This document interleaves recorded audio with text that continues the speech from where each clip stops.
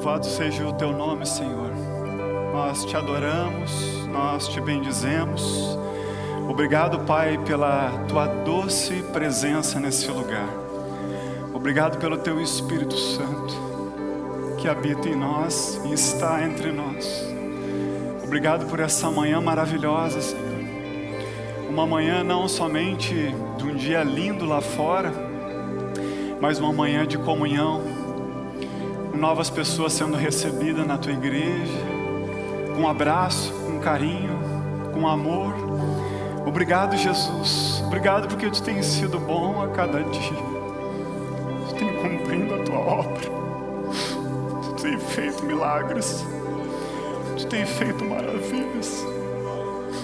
Nós te adoramos nessa manhã, Senhor, dizendo que tu és santo, de que tu é bom, de que tu és poderoso, Senhor.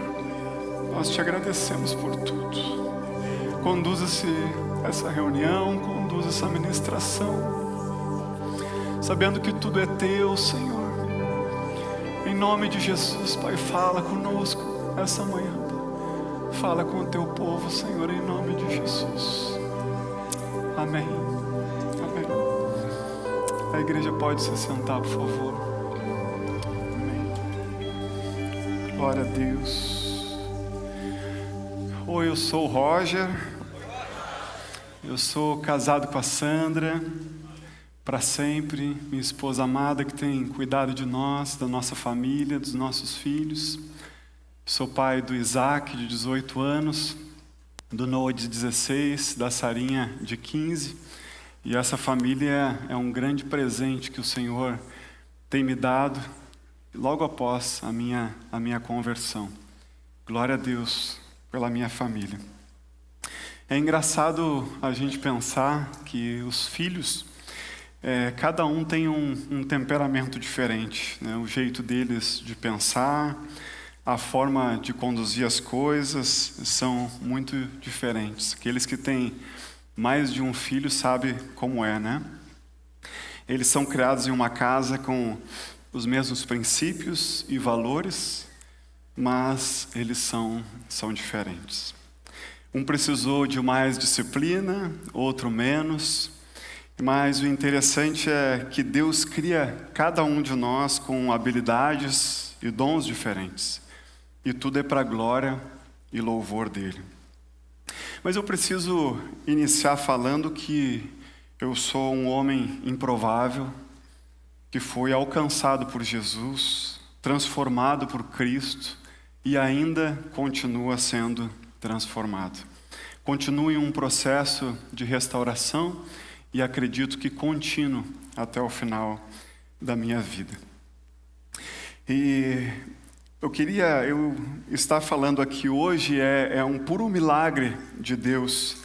Além de não fazer parte da minha personalidade, o falar em público, não me sinto merecedor da graça e do amor que tem sido derramado na minha vida e na vida da minha família.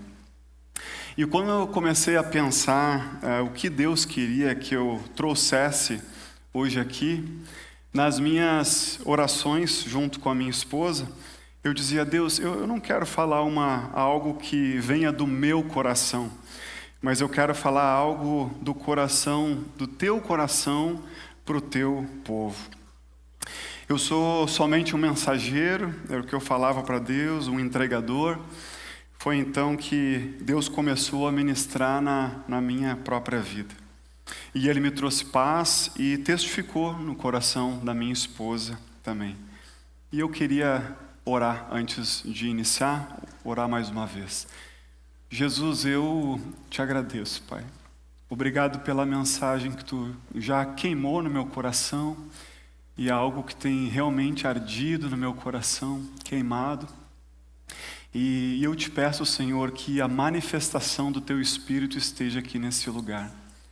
Se a Tua presença, se a manifestação do Teu Espírito não estiver, será somente uma palestra.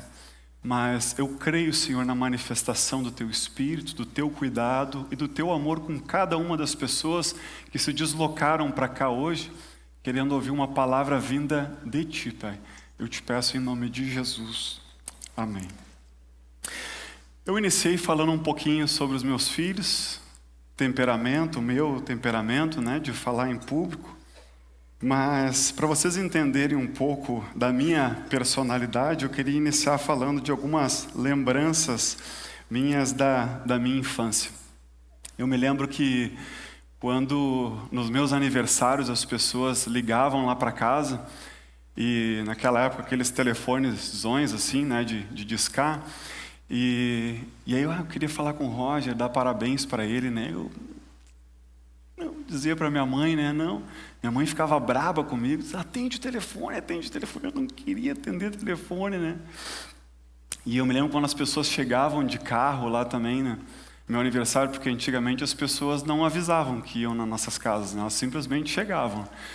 A minha mãe até hoje chega lá em casa, né? Às vezes quando eu vejo tem batendo palma lá na frente, mãe, minha mãe tá chegando. Mas a gente compreende, são culturas, né, diferentes. E eu me escondia dentro do meu quarto, às vezes escondia na garagem, eu não queria ver ninguém, não queria falar com ninguém. Eu tinha uma personalidade muito introspectiva, né? E eu me lembro que depois na juventude, na adolescência, eu tinha um pânico na faculdade de quando a gente fazia aqueles trabalhos em grupos, de que me colocassem para apresentar o trabalho. Eu não queria apresentar o trabalho, então eu falava para o pessoal, eu não, Roger, tu e tal, né? Eu não sei porque eles queriam que eu apresentasse, mas eu não fazia parte da minha personalidade, né? E ao longo do tempo, na minha juventude mesmo, eu fui arrumando alguns subterfúgios do mundo para tentar me relacionar melhor com as pessoas. Foi aí então que o álcool, as drogas e as festas me proporcionavam um relacionamento mais descontraído, entre aspas, e eu podia me relacionar com as pessoas de uma maneira mais natural. Na verdade, eu queria me relacionar, mas eu não conseguia. Falava besteiras, piadas e coisas sem nexo para ver se eu conseguia ter alguma conexão, mas isso só criava uma distância ainda maior. Criava uma distância ainda maior quando eu percebia que as pessoas usavam aquilo para poder falar o que queriam sobre mim. E essa timidez, ela me acompanhou por muitos anos. E eu me achava bastante diferente do restante das pessoas que eu me relacionava. E assim era um pouco da minha personalidade. E nesse tempo, orando para entender de Deus qual a mensagem que Deus queria que eu trouxesse, eu me ajoelhei, chorei na presença de Deus, dizendo, Deus, o que tu quer falar com o teu povo? E ele começou a falar comigo sobre o que eu precisava crescer na minha vida. O que nós, como família, precisávamos crescer. E vinha muito de encontro ao que ele já vinha mostrando na palavra, nos meus devocionais, que estavam sendo feitos no livro de Atos, pela terceira vez, só nesse mês. E eu me perguntando, Deus, o que tu quer falar? E depois de eu ler Atos, Deus me trouxe de novo para Atos, e eu travei em um texto que vai ser o nosso texto base de hoje, onde a gente vai discorrer um pouquinho, que é Atos capítulo 2, versículo 42 a o 47. Nós vamos falar sobre um Deus relacional. E eu me alegrei muito hoje, porque nós tivemos a assembleia para receber novos membros, e nós vamos falar sobre esse Deus relacional. Então, cada vez que eu recebia uma pessoa que dava um abraço e um beijo, eu dizia, é isso aí, é isso. Essa é a igreja de Cristo, essa é a igreja de Atos. A palavra de Deus diz assim, eles se dedicavam ao ensino dos apóstolos e à comunhão, ao partir do pão e às orações. Todos estavam cheios de temor, e muitas maravilhas e sinais eram feitos pelos apóstolos. Os que criam mantinham-se unidos e tinham tudo em comum. Vendiam suas propriedades e bens e o distribuíam conforme a necessidade de cada um. Todos os dias continuavam a reunir-se no pátio do templo, partiam pão em casa e juntos participavam das refeições com alegria e sinceridade de coração, louvando a Deus e tendo a simpatia de todo o povo. E o Senhor lhes acrescentava diariamente os que iam sendo salvos. Essa era a igreja de Atos. A igreja primitiva, os primeiros relatos dos encontros e como a igreja naquele tempo se encontrava e se relacionava, eu gostaria de expor um breve relato do que era o contexto bíblico da época e o que estava acontecendo naquele período de Atos. A Jerusalém do século I era uma cidade judaica sobre o domínio do Império Romano. E havia uma forte expectativa messiânica. A expectativa de vir o Messias, ou já estar o Messias aqui, o Messias já está presente, ouvir pessoas dizendo que eram Messias, isso já era comum na cultura judaica. Estava acontecendo a festa de Pentecostes, que era uma festa tradicional judaica, atraindo judeus de todas as nações, descrito ali em Atos 2, do 5 ao 11. E por isso havia uma grande diversidade cultural, linguística e nacional. Pesados impostos, tensões sociais e religiosas, judeus vinham tentando equilibrar fidelidade à Torá com a opressão romana. E movimentos messiânicos surgiam frequentemente. Frequentemente vinham algumas pessoas se dizendo ser o Messias. Dentro desse cenário, surge um grupo diferente, os discípulos de Jesus, anunciando que o Messias já veio e que o reino de Deus começou. E hoje eu gostaria de compartilhar com vocês alguns ensinamentos profundos que essa primeira igreja deixa para todos nós e também o que o texto bíblico nos leva a refletir. Eles se dedicavam à doutrina dos apóstolos. Em Atos 2:42, significa que os primeiros cristãos, eles perseveravam continuamente no ensino transmitido pelos apóstolos. Isso é, na verdade, a palavra revelada por Jesus e explicada por aqueles que foram testemunhas diretas da sua vida, morte e ressurreição. Eles se submetiam ao ensino, à doutrina dos apóstolos. O ensino de Jesus era explicado pelos apóstolos, a interpretação correta das Escrituras, os fundamentos da fé cristã, tudo aquilo que compassava a vida e a prática dessa igreja nascente. Ou seja, não era uma opinião humana, era a própria verdade recebida de Cristo. Era isso que era transmitido para a igreja. A doutrina aqui ensinada era Jesus, era sobre eles, sobre a pessoa de Jesus e os seus feitos. Mas o que me chama a atenção aqui no texto é o que vem a seguir. Eles se dedicavam ao ensino dos apóstolos e à comunhão, ao partir do pão e às orações. E o que me chamou a atenção no texto foi eles se dedicavam à comunhão. Repitam comigo, se dedicavam à comunhão.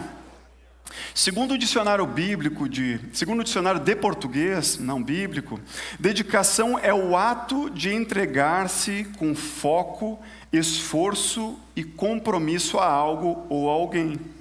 É quando uma pessoa coloca tempo, energia, persistência, cuidado para alcançar um objetivo ou cumprir uma responsabilidade.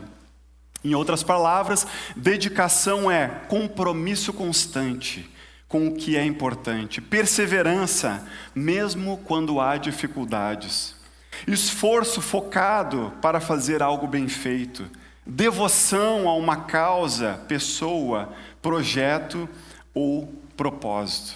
Alguns exemplos de dedicação: estudar todos os dias para aprender algo novo, trabalhar com excelência e responsabilidade, cuidar de amor, com amor de alguém, com paciência, servir a Deus e ao próximo com constância. E a palavra traduzida em português, dedicavam-se, que vem do grego, no original, que fala proscatério. Eu não sei se é essa a pronúncia correta, eu não sou um grande estudante de grego, mas assim é. Significa, no original, perseverar continuamente, perseverar firme, ser constante e persistente, apegar-se com devoção, dedicar-se com intensidade e regularidade.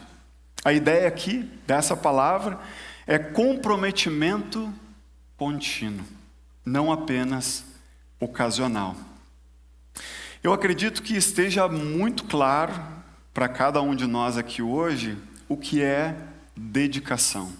Nós já vivemos no nosso cotidiano dedicação a algumas coisas, então nós sabemos o que é dedicação. Que é uma intencionalidade, e eu arrisco a dizer, um sacrifício envolvido. Eu fico imaginando como era essa igreja de Atos. Não era pouca gente. Pois somente na pregação de Pedro, descrita no capítulo 1, no capítulo anterior, 3.000 pessoas entregaram as suas vidas a Jesus. E tinham pessoas de muitos lugares diferentes, com alguns costumes diferentes, com personalidades e temperamentos que não eram os mesmos. E com o passar do tempo, eu fui compreendendo cada vez mais que Deus criou cada um de nós com personalidades diversas. Algumas mais quietas, outras mais agitadas, algumas mais introvertidas, outras mais extrovertidas. Mas as Escrituras me fazem enxergar que, independente do temperamento que Deus nos criou, te criou, existe um padrão do reino que independe do nosso temperamento pessoal.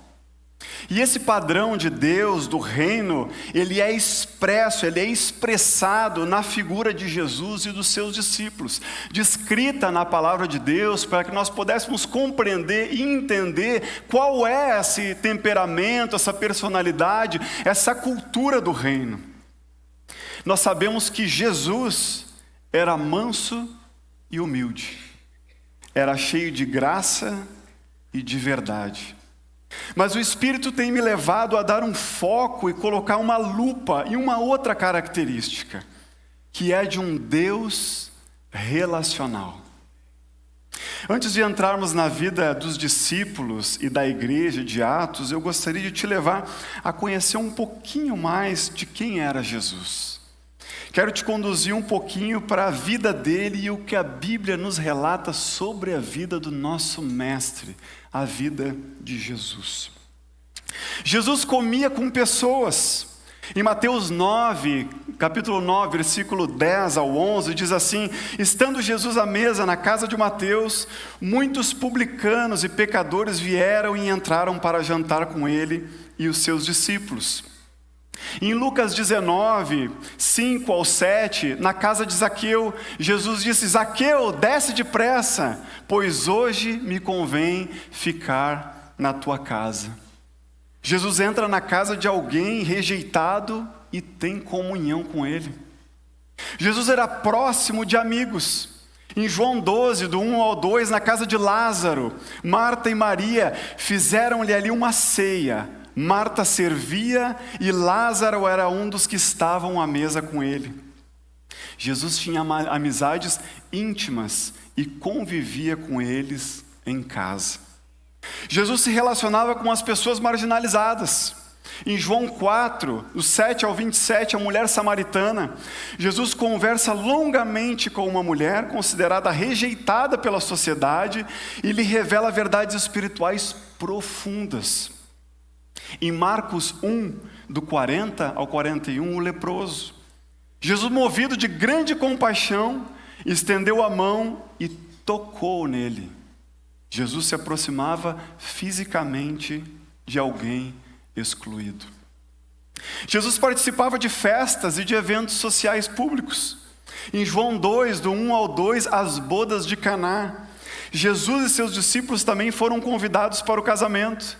Jesus estava em eventos sociais, celebrando com pessoas. Jesus valorizava refeições em comunhão. E em Lucas 24, do 30 ao 31, no caminho de Emaús, a palavra de Deus diz: estando à mesa com eles, então se lhe abriram os olhos. A comunhão à mesa revela Jesus.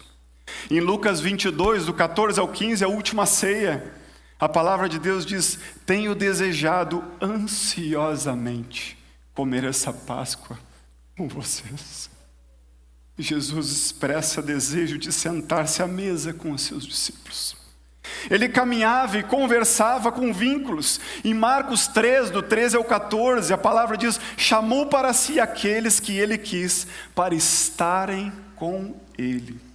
O propósito principal era estarem juntos, convivendo.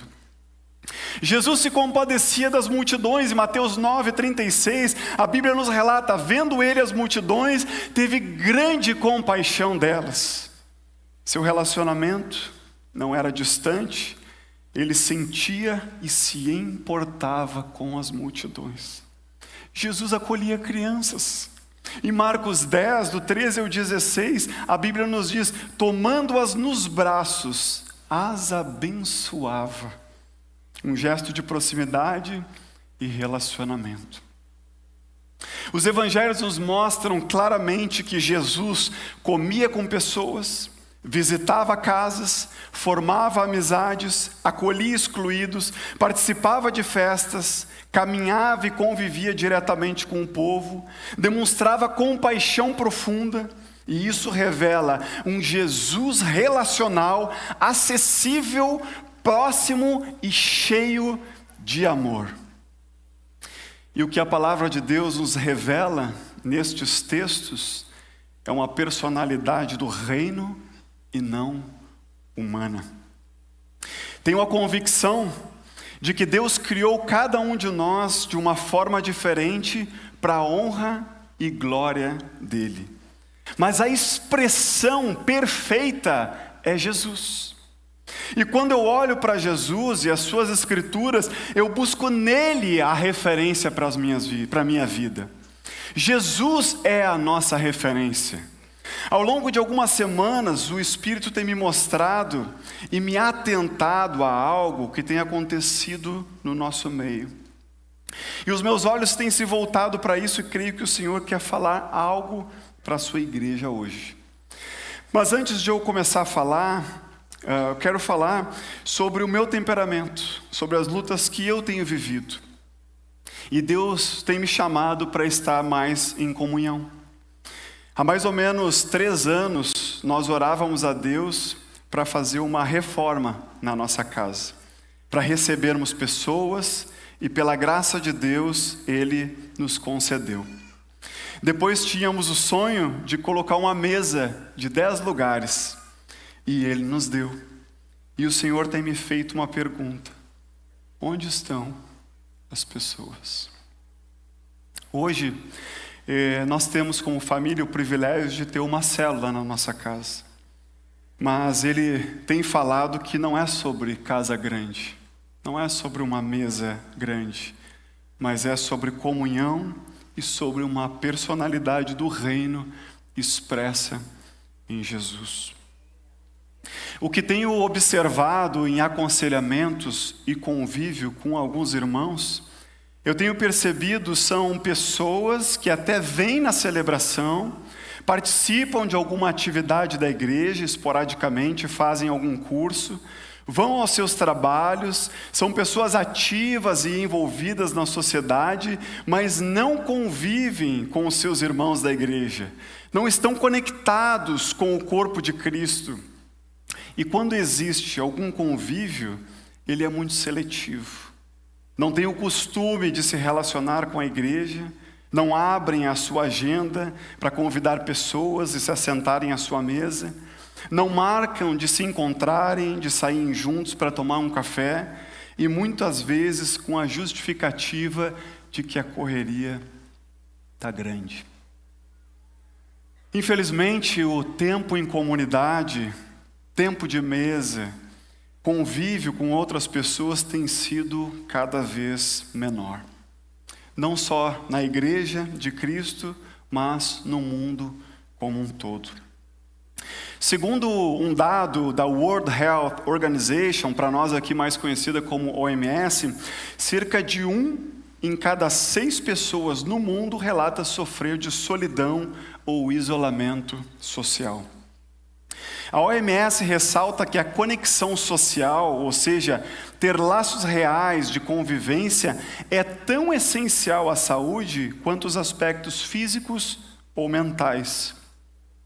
A tendência global, ao menos em dados recentes, é de crescimento no isolamento. Um estudo comparado 2009 a 2024 aponta que a prevalência global de isolamento social subiu de 19,2 para 21,8 e continua crescendo. O Espírito tem me incomodado de que eu preciso estar mais em comunhão. Comunhão com os meus pais, com os meus amigos, mas principalmente com a Igreja de Cristo. Quantos de nós temos deixado de conviver, de ter tempo de mesa? Quantos de nós estamos deixando de expressar o amor de Jesus através das nossas vidas e deixando de receber o amor de Jesus da vida de outros? Quando eu tenho a oportunidade de fazer uma celebração fúnebre, e sei que a pessoa que o Senhor recolheu para si era crente, eu costumo dizer sempre isso. A nossa dor não é pela dúvida de que a pessoa que se está bem ou não, pois sabemos que ela está bem com Jesus. Mas a nossa luta interna é pela dor de agora viver sem mais conviver com ela. E aí eu falo e entro com a consolação do Espírito Santo. Mas eu fico pensando quantas vezes nós vivemos sem conviver. Precisamos nos dedicar mais, sermos mais intencionais, estar em comunhão, pois dessa vida, daquilo que é material, nós não levaremos nada. Nessa mesma pesquisa da OMS, fala dos impactos sociais e comunitários mais amplos. A diminuição de conexões sociais fracas ou regular, convivência, afeta a coesão comunitária, ou seja, o senso de comunidade, suporte mútuo, redes de apoio e solidariedade social. A OMS afirma que o isolamento social é um desafio definidor da nossa época para a saúde pública e bem social e o bem-estar social. Mas quando nós olhamos para a igreja primitiva, nós vemos que eles mantinham-se unidos. Vejam que eles se dedicavam à comunhão e agora eles mantinham-se unidos, um ato contínuo. E a comunhão, ela gera o quê? Eles se dedicavam à comunhão e agora mantinham-se unidos. A comunhão gera unidade. A comunhão gera unidade. Nos dias de hoje, tudo parece estar sendo direcionado para que cada vez mais estejamos longe, estejamos distantes, afastados, isolados. Streamings de filmes e redes sociais se intensificaram. E as programações individuais aumentaram. Perfis criados com preferências individuais, exclusivas. O YouTube me sugere somente vídeos de minha preferência e perfil pré-definido. O Instagram e Facebook têm um algoritmo que me entregam somente o que ele entende que eu quero. O Spotify me sugere músicas da minha preferência. Tudo é criado para o que eu gosto, para mim, e assim o sistema do mundo vai me conduzindo cada vez mais para um individualismo e um isolamento sem precedentes. A sociedade como um todo se relacionava mais. Os nossos pais, avós, tinham mais comunhão, mais tempo de mesa, mais olho no olho.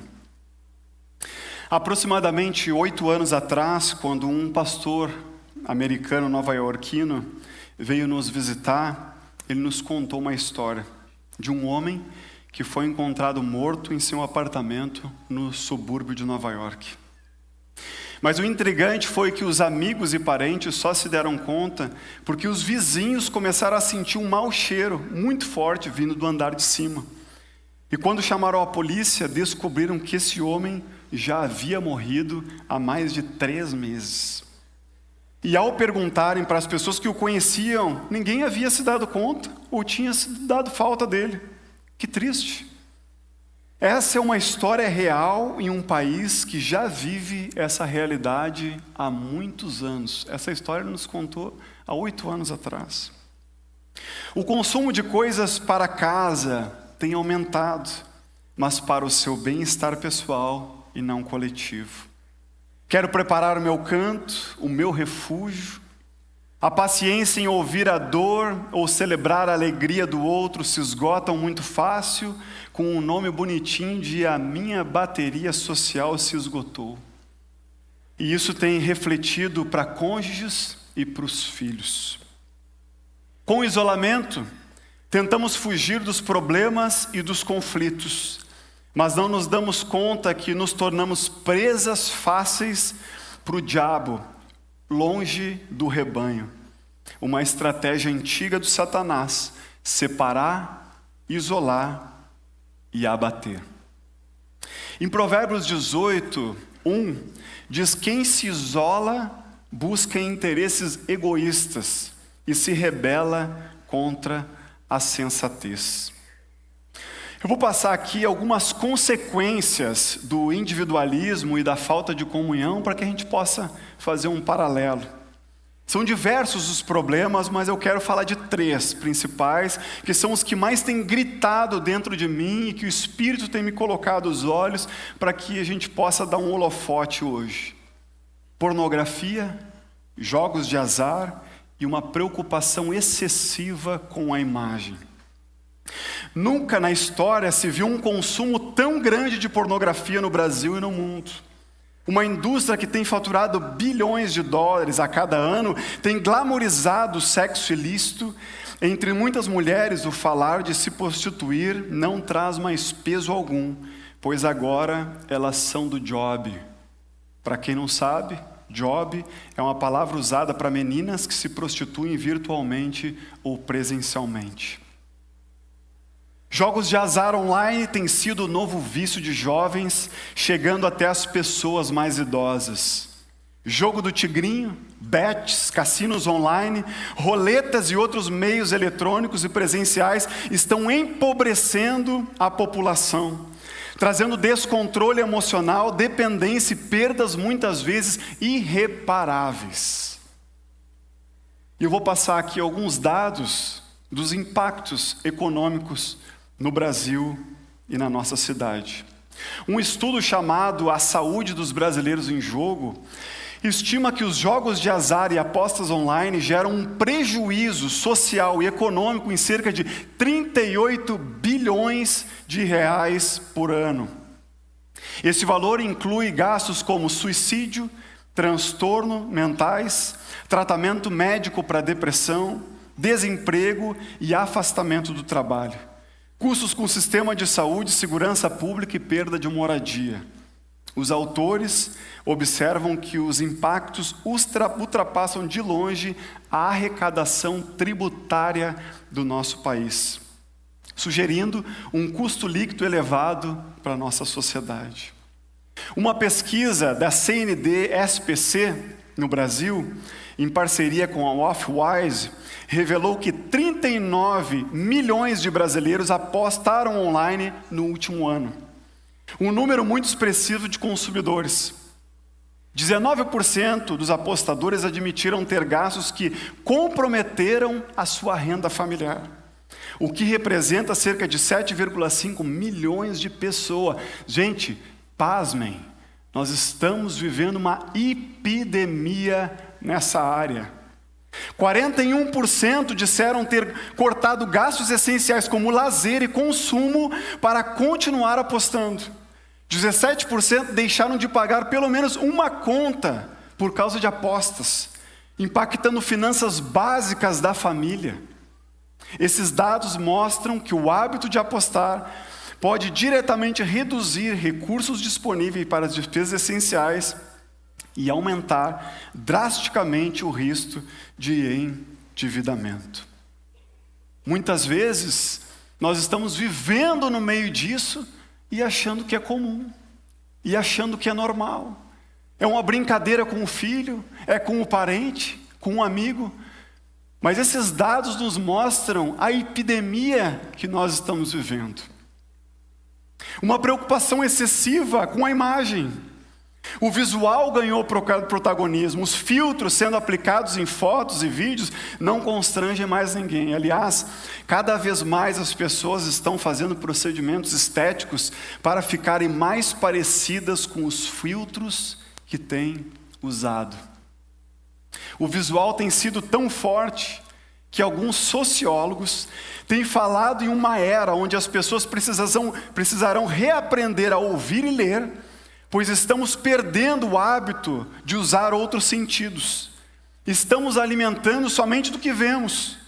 E isso tem transformado o caráter de uma sociedade que se molda e é moldada pelo que vê e não mais pelo conteúdo, pela essência, pelo caráter e pela verdade. Pois a verdade não tem sido tão importante assim. Nessa igreja primitiva, o foco não estava em si, mas estava no outro. Servimos a um Deus que deu a sua vida em prol de outros. E os discípulos estavam tão cheios dessa verdade que eles tinham tudo em comum. E assim era gerado um ambiente de graça e de amor. O foco estava no outro, não estava em si mesmo, naquilo que eu gosto, naquilo que eu quero, nas minhas preferências, naquilo que é para mim. Comunhão gera unidade, e a unidade, ela gera amor. Amor por si, amor a Deus, amor ao próximo. Unidade gera amor. Em Efésios 4, do 2 ao 3, diz assim: com toda a humildade e mansidão, com paciência, suportando uns aos outros com amor, façam todo o esforço para conservar a unidade do Espírito pelo vínculo da paz. A comunhão e a unidade me levam a um olhar transcendente de amor. Não é algo natural, mas que vem do Espírito. E o amor, ele só pode ser manifesto na existência de uma outra pessoa. Ninguém expressa amor sozinho, isolado. E como Deus é amor, ele é manifesto na comunhão e na unidade. E isso já era expresso lá na Trindade. Deus Pai, Filho e Espírito Santo. No clássico livro do C.S. Lewis, Os Quatro Amores, ele tem uma frase que eu acho muito interessante. O amor não é apenas um sentimento, é um profundo ato de vontade que escolhe o bem do outro. C.S. Lewis sempre enfatizava que o amor verdadeiro é ação, vontade e compromisso, não apenas uma emoção. Deus criou cada um de nós para manifestar o seu amor, e podemos ver isso nas Escrituras. Fomos criados à imagem de Deus. Em Gênesis 1, do 26 ao 27, a palavra diz assim: façamos o homem à nossa imagem, conforme a nossa semelhança. Se Deus é amor, em 1 João 4,8, então ser criado à imagem de Deus significa ser criado para refletir esse amor. Nós fomos criados para boas obras. Em Efésios 2:10 diz: pois somos feitura dele, criados em Cristo Jesus para as boas obras. As boas obras, elas incluem viver e expressar o amor de Deus ao próximo, descrito lá em João 13:34. O amor é o maior mandamento. Em Mateus 22:37 e 39, Jesus resume toda a vontade de Deus em 2 mandamentos: amar a Deus e amar ao próximo. Se toda a lei se cumpre no amor, então fomos criados para isso. Fomos criados para amar, para expressar o seu amor. E Deus nos amou primeiro. Em 1 João 4,19, diz assim: nós o amamos porque Ele nos amou primeiro. Recebemos o amor de Deus para transmiti-lo. Nós precisamos transmitir esse amor. Revelar Deus ao mundo, em João 17, 22 ao 23, diz assim: para que o mundo conheça os que amaste, os que os amaste. A unidade e o amor dos discípulos revelam o amor do Pai ao mundo. E o reflexo da natureza de Deus. Em João 4, do 7 ao 12, diz assim: quem ama é nascido de Deus e conhece a Deus. Deus é amor. Se nos amarmos uns aos outros, Deus permanece em nós e o seu amor é aperfeiçoado em nós. O texto ensina claramente que Deus manifestou o seu amor através do amor dos seus filhos. E nós, o que nós vamos fazer a respeito? Nos esconder como Adão? Nos isolar? Ou vamos viver a plenitude de Deus em comunhão e unidade com a família de Deus, assim como os primeiros discípulos? Como cidadãos dessa cidade, desse estado, desse país, e acima de tudo cidadãos do reino, nós temos a responsabilidade de sermos agentes de transformação a partir das nossas vidas. Atualmente, nós estamos em mais de 170 casas espalhadas pelo nosso estado, pelo nosso Brasil, com mais de 1.900 pessoas participando, falando e expressando do amor de Jesus, pregando o Evangelho e fazendo a diferença na nossa cidade. Deus está nos levando para uma terra, e eu não estou falando aqui somente de uma terra física, do terreno que nós compramos e que celebraremos hoje à tarde, mas estou falando também de uma terra espiritual. Um lugar de graça e de bondade. Um lugar de vidas sendo salvas e restauradas por Jesus. Esse é o lugar que Jesus quer nos levar. Assim como Deus conduziu o povo de Israel para uma terra prometida, Deus está nos conduzindo. Deus está nos movendo e estamos exatamente no Kairos de Deus. Mas tem uma coisa que pode fazer com que nós não cheguemos nesse lugar de promessa: a nossa falta de unidade. A falta de unidade começa com um afastamento, em primeiro lugar, de Deus, por uma falta de comunhão, por um isolamento e um individualismo que leva a pensar somente em si e nas coisas desse mundo. Naquele deserto, onde o povo de Israel caminhou por mais de 40 anos, houve milagre, cuidado de Deus, uma liderança forte e guiada pelo Senhor. Mas também houve murmuração, desconfiança de Deus, desprezo das coisas do alto, egoísmo e falta de unidade. A maior parte daquele povo não viu a terra prometida. E Deus nos deixou essa história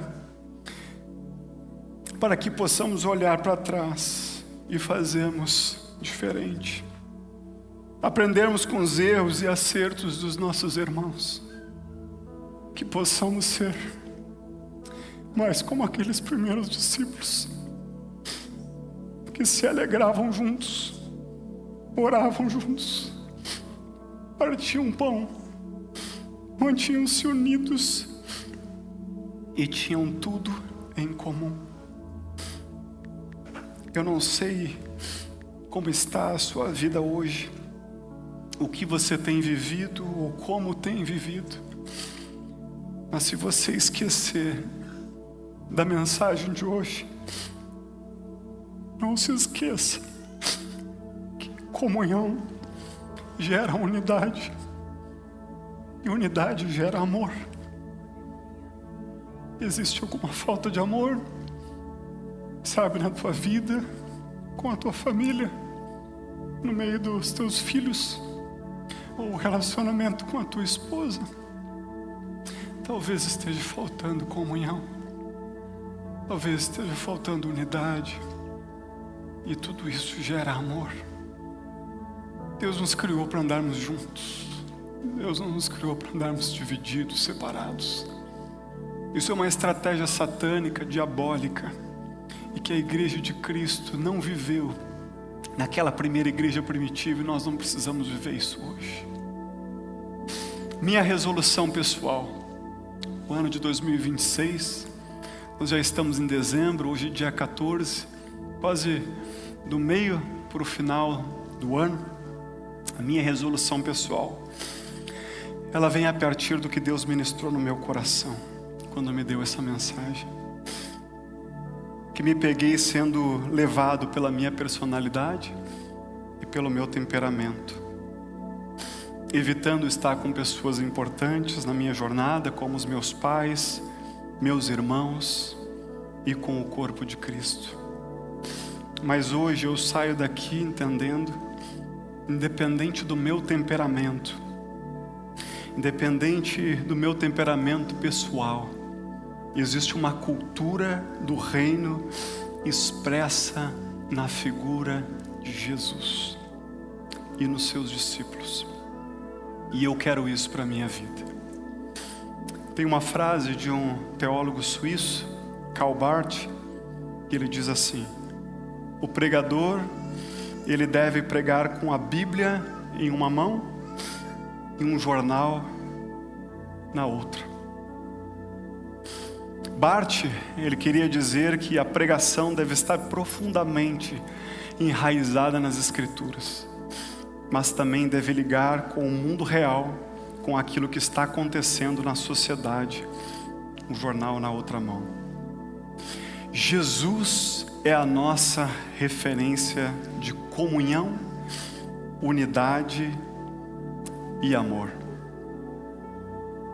Hoje, eu não estou com um jornal numa mão, mas estou com um tablet aqui, representando esse jornal. Aliás, hoje nós não usamos mais o jornal, nosso jornal está aqui, né? Essa outra mão, eu tenho a palavra de Deus. Aqui é onde as pessoas no mundo acreditam ter boas notícias. Aqui é a inerrante, incorruptível, verdadeira, poderosa, atual, para sempre, doce e amável palavra de Deus. Palavra de Deus.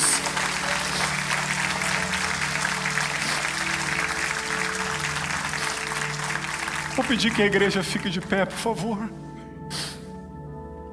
Nessa manhã, nós temos uma escolha a fazer. Resoluções pessoais com a nossa vida, com a nossa família. Mas eu queria falar um pouquinho com pessoas que estão aqui hoje, que ainda não entregaram a sua vida a Jesus. Pessoas que não conhecem o Senhor, pessoas que ainda não tiveram contato com esse Jesus maravilhoso. Eu queria falar contigo agora nesse momento. Eu queria te dizer que há mais ou menos 18 anos atrás eu estava numa celebração como essa. Jesus transformou a minha vida. São 18 anos que Deus me deu uma família maravilhosa. Deus tem cuidado de mim, cuidado do nosso coração. E a palavra de Deus diz em Romanos que se nós crermos com o nosso coração e confessarmos com os nossos lábios que Jesus Cristo é o Senhor e ressuscitou dentre os mortos, nós seremos salvos. Mas é só isso? É crer com o coração e confessar com os lábios. A partir daí é um relacionamento com Jesus. eu queria poder fazer essa oração contigo. Mas eu queria te fazer um alerta. Nesse momento, muitas vozes vão ficar na tua mente, dizendo, isso não é verdade, isso não é para ti, agora não é o momento. Essas vozes também vinham na minha mente. Mas eu quero te dizer que essa vai ser a decisão mais importante da tua vida. E eu não tenho medo de errar. Então você que não aceitou Jesus, ou que ainda não conhece esse Senhor, eu quero te pedir para te fechar os olhos e fazer essa oração junto comigo. Senhor Jesus, eu te recebo como meu único e suficiente Salvador da minha vida. Eu reconheço, Pai, a tua suficiência. Eu estou aqui confessando com os meus lábios e crendo no meu coração. E eu te recebo como único e suficiente Salvador. Amém. Eu quero te dizer que você que fez essa oração, a partir desse momento, o Espírito Santo começa a habitar na tua vida. E quando o Espírito Santo habita na nossa vida, é Ele quem dirige todas as coisas na nossa vida. Ele nos diz o que é certo e nos diz o que é errado. Quando nós vamos tomar uma decisão, Ele diz, opa, não é por aí. Ou Ele diz, ó, vai por esse lado. A Bíblia diz que seja a paz do nosso coração o juiz nas nossas vidas.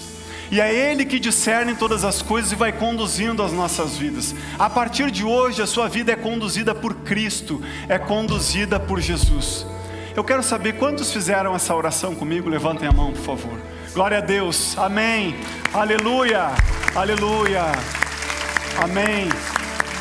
Eu quero te pedir que você venha aqui à frente, você que fez essa oração, a pessoa que está do lado, traz essa pessoa aqui à frente. Eu quero poder te dar um abraço, quero poder orar contigo aqui na frente. Por favor, venha aqui à frente, enquanto nós louvamos ao Senhor. Amém, Jesus. Glória a Deus. Aleluia. Amém, Jesus. Glória a Deus. Amém. Bem-vindo, querido. Bem-vindo à família de Deus. Bem-vindo, querido. Glória a Deus. Amém. Bem-vinda, família de Deus. Amém. Glória a Deus. Bem-vinda, família de Deus, viu? Amém. Glória a Deus. Coração regenerado. Uma não. Bem-vinda, família de Deus. Glória a Deus.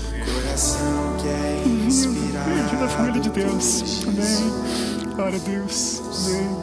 Bem-vinda, família de Deus. Glória a Deus. Amém. Amém, Jesus. Amém. Glória a Deus. Eu declaro a paz em Cristo.